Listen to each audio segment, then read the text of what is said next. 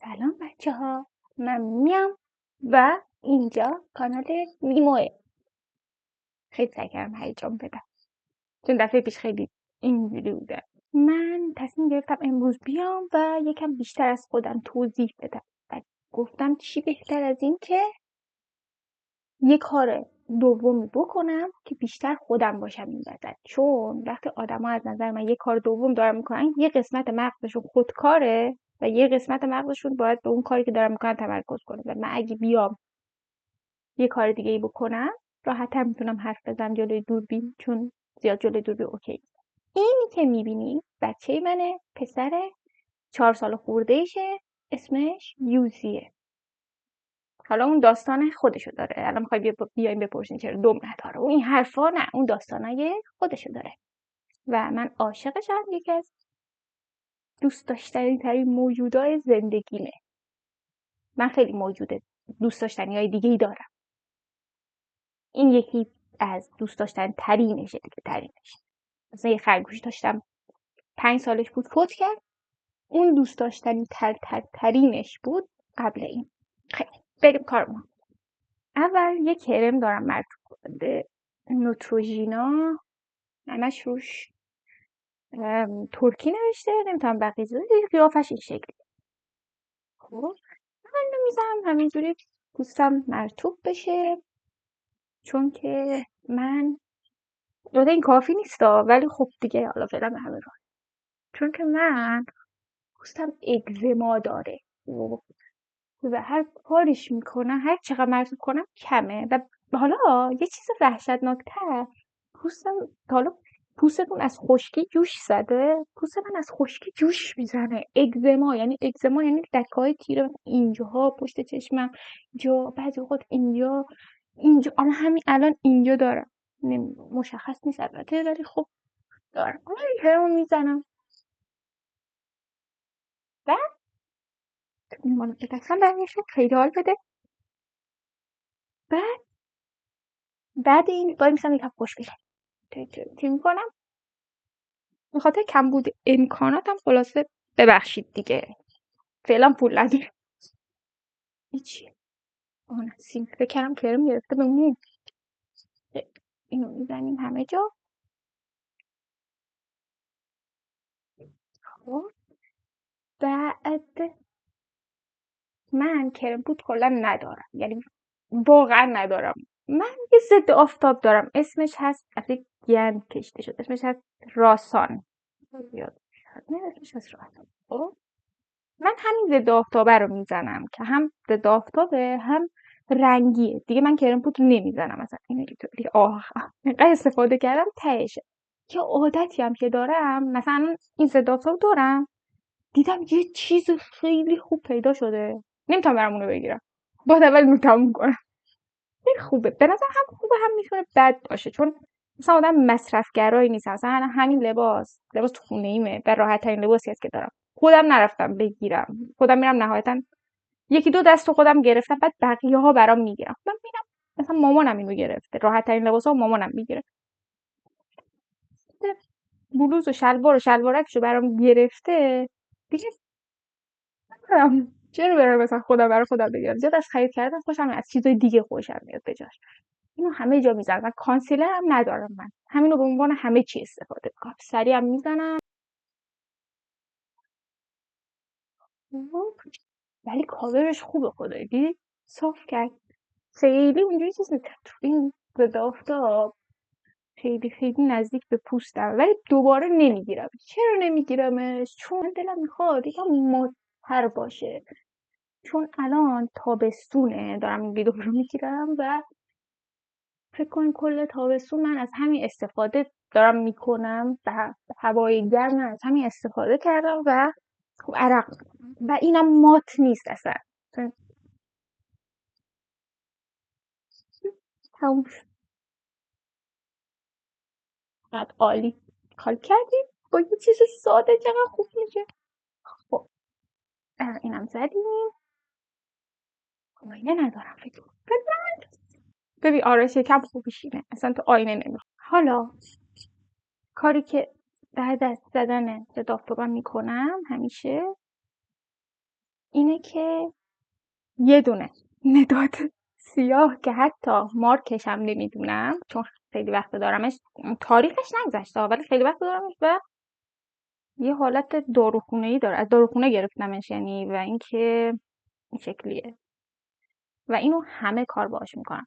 من چون شبکیه چشم مشکل پیدا کرده، 2-3 بار عمل کردم، من همیشه ترس چشم خیلی حساسه، این چشم رو عمل کردم، این چشم دیگه داشت به عمل میرسید که نجاتش داد، چون مثلا این چشم با این چشم یکم فرق میشه، چون شبکیه چشم حساسه خیلی میترسم از مداد چشم. اینو رفتم بگیرم، گفتم یه چیز خوبی به من بدید که به هیچ عنوان چشمو اذیت نکنه، به خاطر که چشمو عمل کردم و اینو بهم دادن. اینو من برای همه چیز دارم. من اصلا مداد ابرو یه دونه دارم قهوه‌ایه، اینو بچه‌هام دندون زدن جای دندونش، اینو فقط از اینش استفاده میکنم خب، ولی اصلا مداد ابرو نمیکشم چون حال ندارم 2 ساعت مداد ابرو در بیارم و اینو آینه میخوام دیگه، اینو آینه میخوام و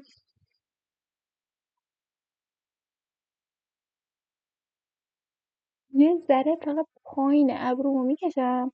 ابروم خوبه، من هیچ وقت ابرومو اونطوری فقط تمیزش میکنم، هیچ وقت بر نمیدارم مثلا بخوام چیز کنم، چون همیشه ابروام خیلی کم پوش نه ولی خوب بود، به خاطر اینکه من مدرسه هم میرفتم همه فکر میکردن، یعنی ناظممون از اون مدرسه‌ای بود که ناظم میکشید که ابروتو نداشتی، من میگفتم نه خانم من ابرو بر نمیدارم. من اصلا یه رازی که بگم صورتم انقدر کم مو داره که من دانشگاه یادم میرفتم باید قسم میخوردم که من سیبیلم و موهای صورتم رو نمیزنم چون اصلا مو نداشت، یا ابرومو اصلا بر نداشته بودم تو دانشگاه چون اصلا مویی نداشت دوره بر.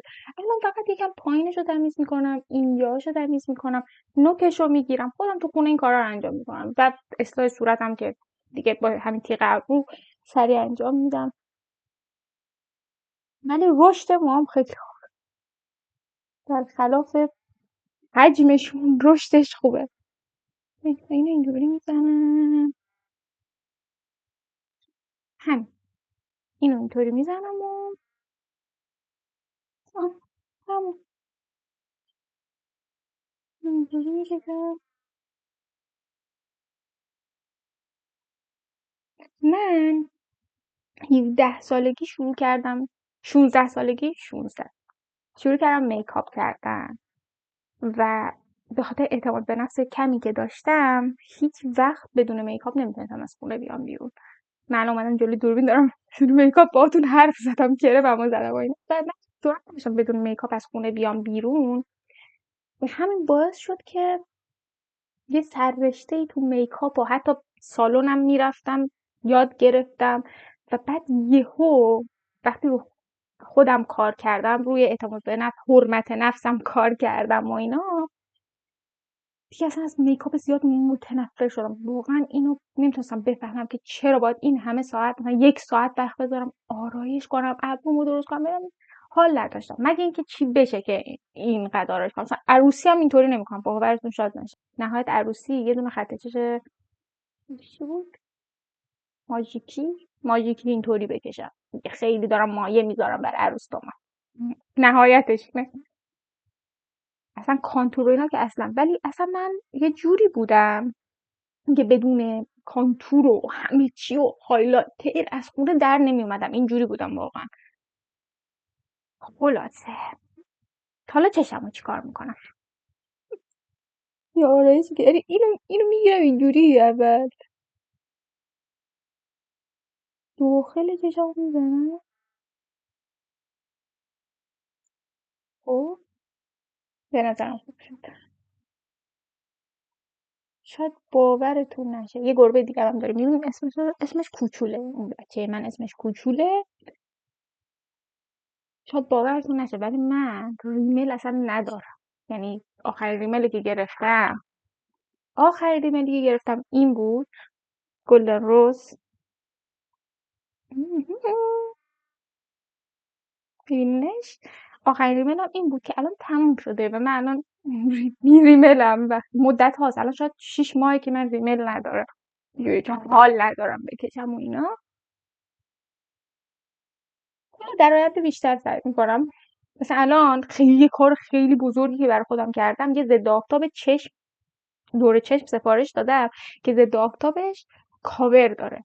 چون حالا اینم داستان داره، چون همونطور که دیدیم این ضد آفتاب رنگین داره تموم میشه. خب و من اون ضد آفتاب دور چشم میخوام برای همه جا استفاده کنم. باورتون شاید نشه، ولی میخوام برای همه جا استفادهش کنم، ولی کمتر بزنم چون میگن کاورش خوبه و اینا. همین خط چشمو میکشم اینجوری، خیلی کم، اصلا مشخص لازم نیست خیلی باشه.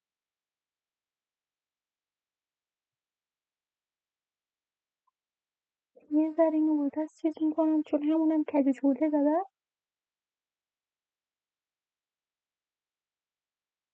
خوب شد.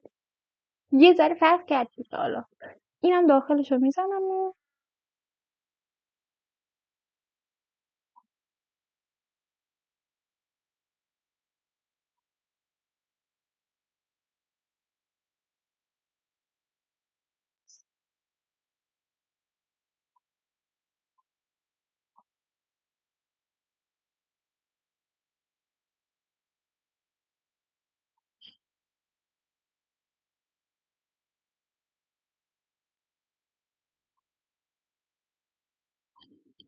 خوب شد دیگه.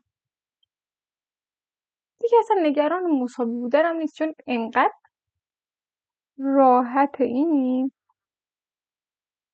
که اصلا یه ذره دم به اینم میکشم و یه ذره بیشتر به چشم بیاد. به خاطر شما این کار میکنم، که احترامی براتون قائلم، دم دارم میکشم براش.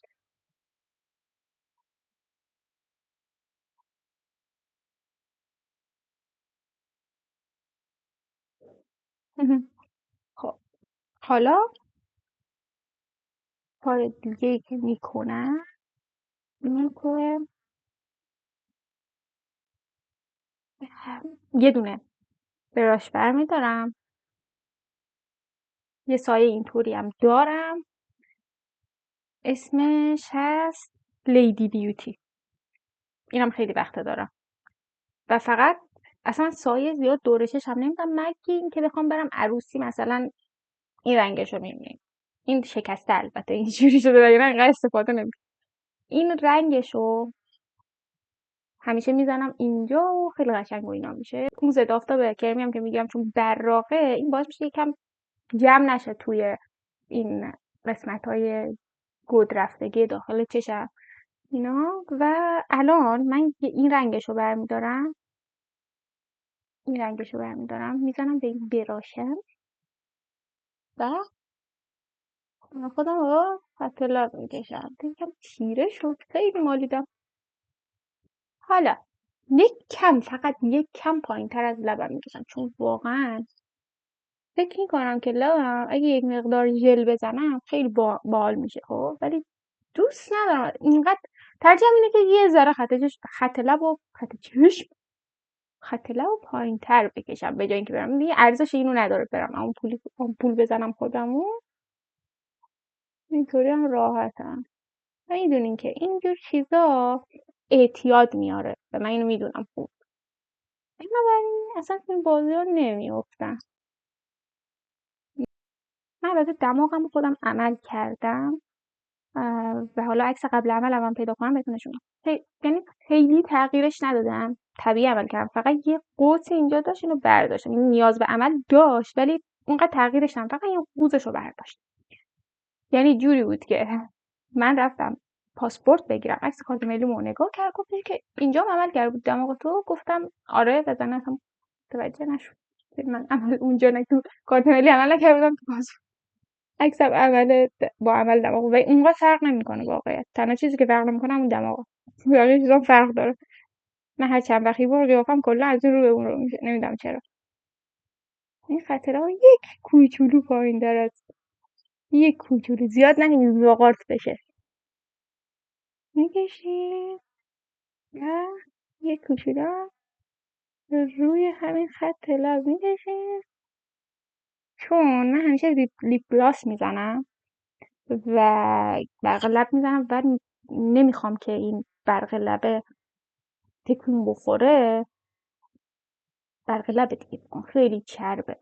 این دورش رو حداقل این کار میکنم که نیاد هی این ور و اون ور و پخش بشه و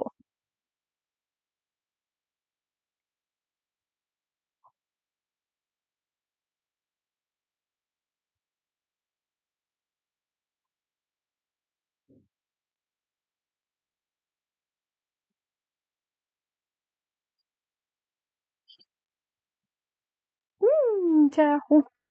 خب بعد حالا گاهی این کارو میکنم گاهی هم نه، ولی یه روزی نهایتا بعد پخش میکنم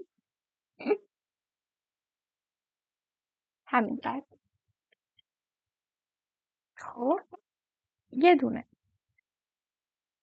اینیه فکر کنم، یه دونه برق لب دارم که توش چند قطره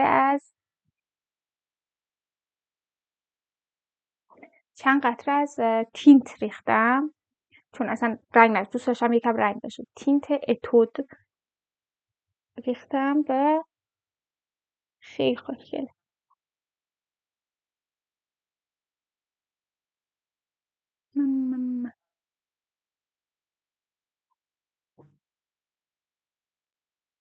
خب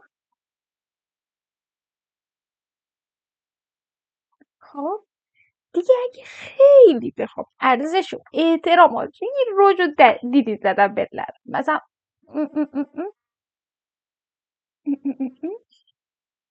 همینو میگیرم با دست پخشش میکنم و یه قشنگی میده اینجا، خیلی صورت رو حال میکنه. خدایی بگه خیلی تغییر کردم. این همه حرف زدم شد 21 دقیقه، این همه کارهای اضافه برای سازمان انجام دادم براتون شد 21 دقیقه. فکر کن دارم میرم رو 5 دقیقه 10 دقیقه طول میکشه نهایت این کارو. بعد الان آرایش کردم حتما به نظرم پاشم برم بیرون، چون واقعا دلم نمیخواد با این آرایش خونه بمونم. با این انگار آرایش عروس کردم، با این آرایش عروس باید حتما برم بیرون یه تعدادی آدم منو ببینه. اینجا رنگ نمیگیره. اینو الان نگاه قشنگ شد. همینو یه ذره به دماغم میزنم خیلی قشنگ یک دستشه.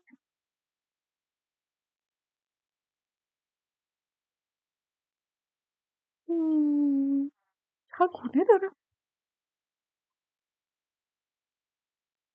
توضیح هم ازت. آخه میدونی جالب چیه، مثلا قیافم رو نگاه میکنم من شبیه نه مامانم نه بابام و نه هیچ کدوم از اعضای فامیلم.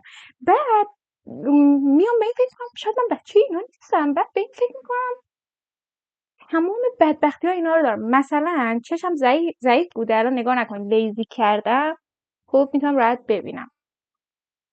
خب الان بهتون عینکمو نشون میدم، عینک محافظت مثلا عینک میزدم همیشه از بچگی، مامانم عینکی بود یعنی آستیگمات بود، بعد منم همونو گرفته بودم فکر کنم همه بدبختی های بابا.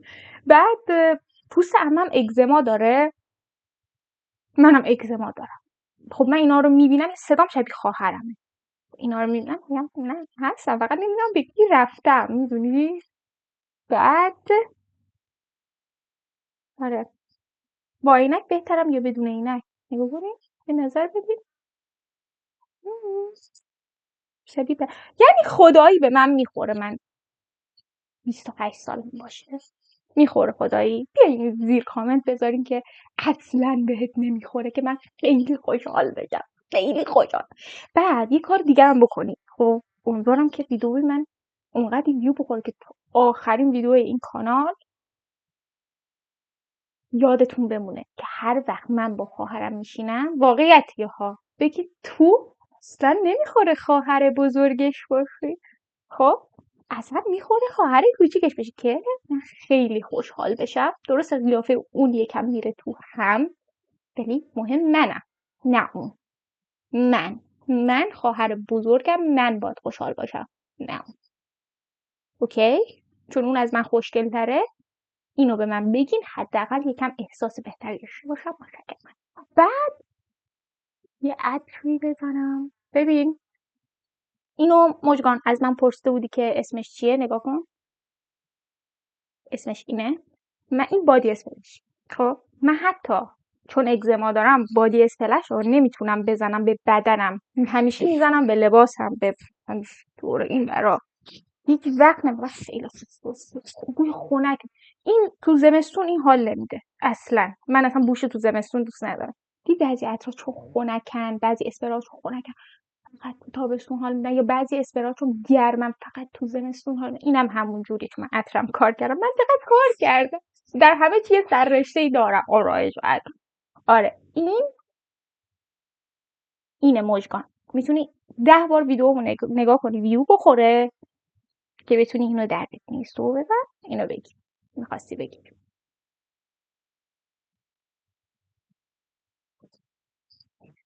خیلی خوب من دیگه همین دیگه حاضر شدم. اگه بخوام بیشتر در مورد خودم بگم یه بار دیگه میام آرایش عروس براتون میکنم. من با آرایش عروس حالا چیکار کنم به نظرتون؟ نمیتونم این زیبایی تو خونه نگه دارم. بدون عینک بهتر نیست؟ چون کل زندگیم هم عینک زدم. اینم تاثیرگذاره در اینکه حس میکنم بدون عینک بهتره. بله خدافظ. بذارید ویدیو رو قطع کنم. خدا نگهدار.